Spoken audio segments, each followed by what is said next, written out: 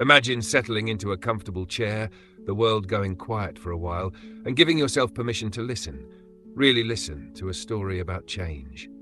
Not the dramatic, overnight kind, but the slow, almost invisible kind that reshapes lives over time. This is A Journey into Atomic Habits, a book that gently reminds us that the smallest actions, repeated consistently, can lead to remarkable results. Think about this for a moment. Picture an airplane leaving Los Angeles for New York. If at takeoff its nose shifts by just a few degrees south, it won't end up in New York at all. It will land somewhere entirely different, hundreds of miles away. That's how habits work. Tiny changes, so small they seem insignificant today, quietly compound and determine where you'll end up tomorrow. The book opens with this simple but powerful truth.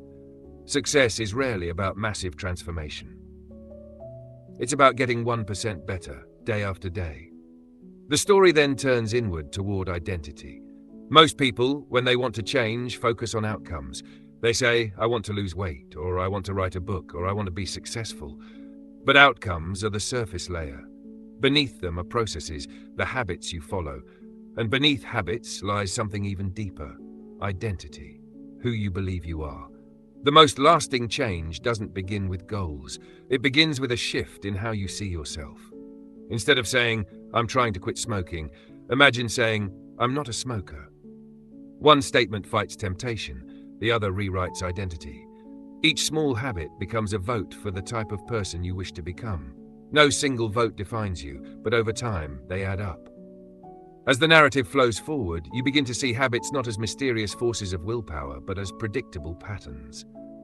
Every habit follows the same loop, a cue that triggers it, a craving that drives it, a response that satisfies it, and a reward that teaches your brain whether it's worth remembering. Picture yourself walking into a dark room and flipping on a light switch without thinking. The cue is the darkness, the craving is the desire to see, the response is flipping the switch, and the reward is light. Habits form because they solve problems for us, even when those problems are emotional or subconscious. From here, the book gently guides you into the first great principle of behavior change. Make it obvious. If you want a habit to exist in your life, it must be visible. Our environment often shapes us more than motivation ever could. Imagine trying to eat healthier while cookies sit openly on your kitchen counter. Now imagine the same kitchen, but with a bowl of fresh fruit in plain sight and the cookies tucked away out of reach. Nothing about your willpower changed, only your environment did. The book invites you to design your surroundings so that good habits feel like the natural choice, not a constant battle. Flowing seamlessly from visibility is the idea of attraction. We do what feels appealing. Bad habits often look good in the moment, while good habits feel like work. The key is to reverse that. One way is to link habits you want to build with things you already enjoy. Picture yourself only allowing a favorite show to play while you're exercising, or listening to an engaging podcast only while cleaning or walking.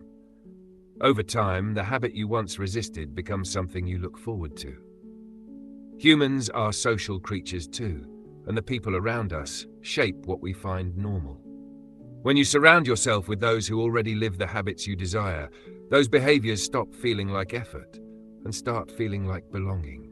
Then comes the moment of action, or rather, the removal of friction. Make it easy.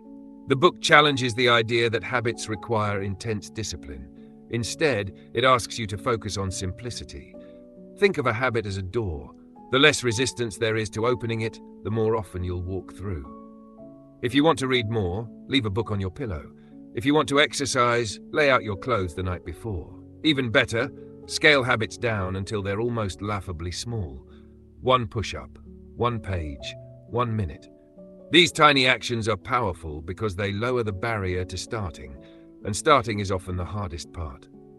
As you picture this, something interesting happens. Once a habit begins, momentum carries you forward.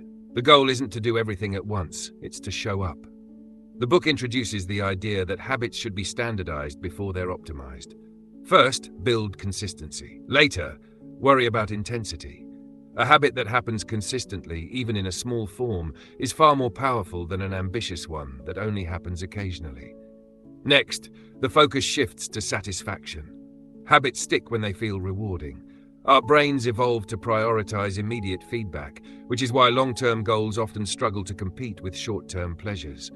The trick is to make good habits satisfying right now. Sometimes that satisfaction comes from tracking progress, like marking an X on a calendar after completing a habit. Other times, it comes from a simple sense of pride.